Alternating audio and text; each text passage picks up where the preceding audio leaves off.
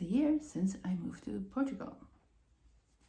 Away from Canada to Portugal. Yes.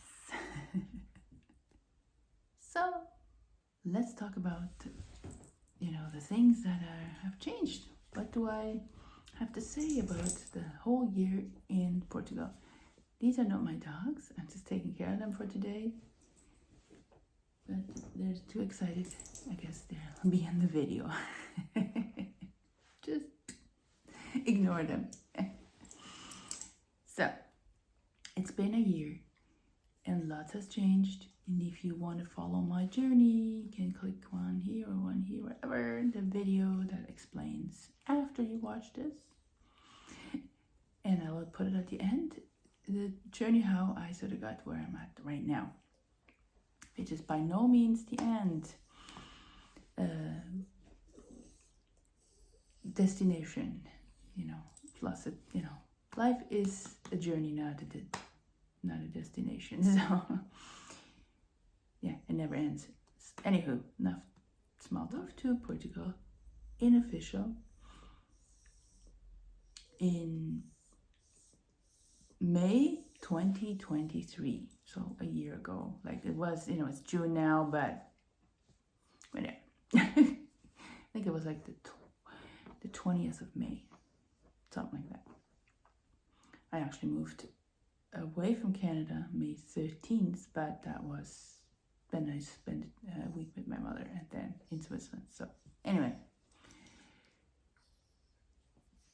since then I did house sits in the Castelo Branco area.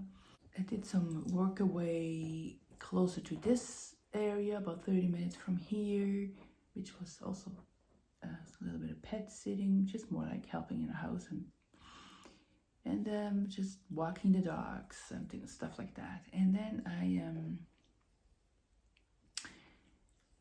I was for about a week in the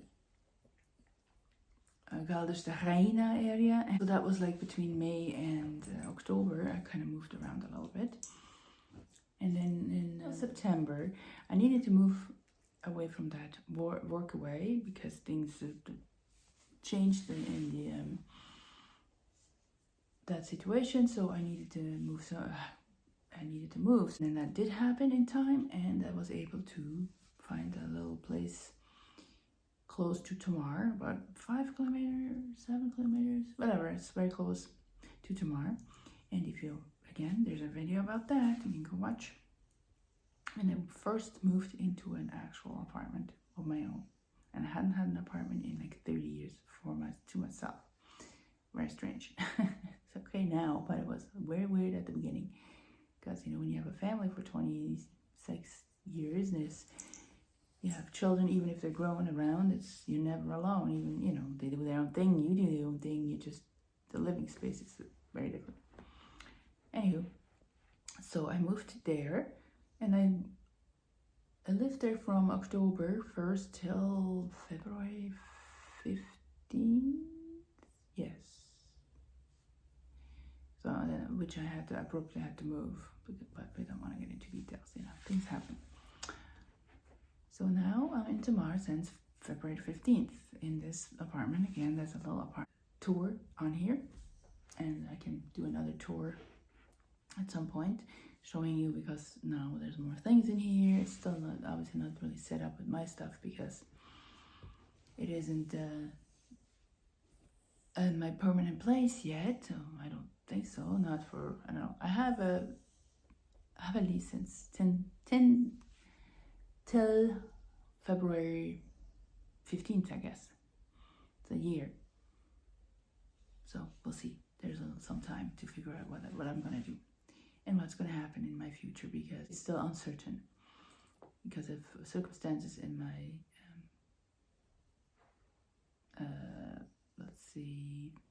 family life. I don't know how to explain it, but so I don't, get into any big details. I'm here now, and right now I'm doing a lot of house sits and pet sitting.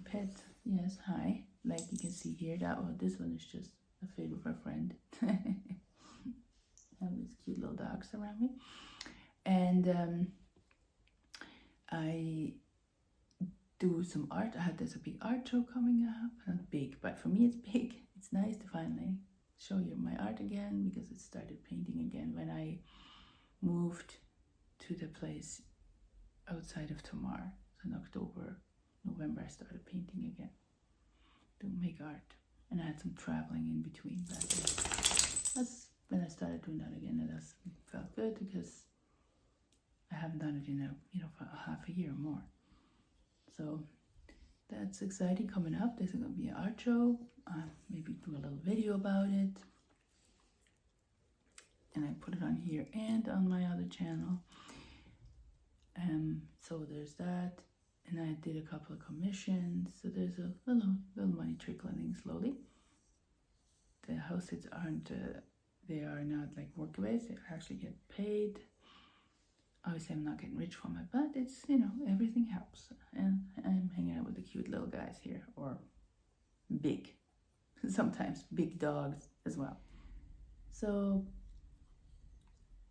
yes, I'm definitely happier this way than I was when I was living in Canada. Just the weather is better. I met a lot of people. There's a little video I did, the last video about making friends. It really helps to have friends when you live by yourself, and definitely, especially if you're in a new country. So that really helps to make it easier on you, and you can help each other out. And I know some locals, and it's not just expats. Like, there's a lot of expats, but I know a few locals too, which is great to have that connection.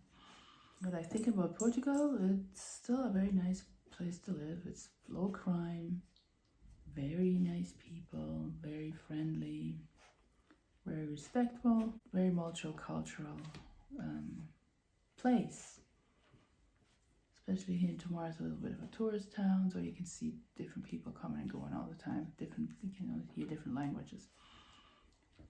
And I like the little cafe scene. You can sit in the cafe and just enjoy the day and watch the people go by. And if you want some company, you can call up a friend, or go in the cafe and meet there. So there's always a way to have a social life anyway.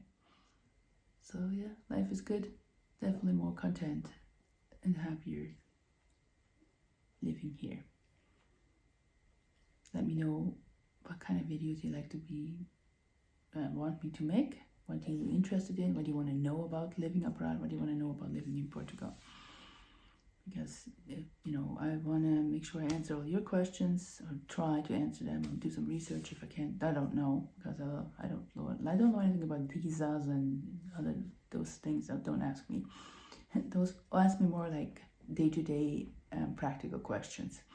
How to live in Portugal, if you have, those are the questions I'd be probably able to answer, or at least steer you in the right direction.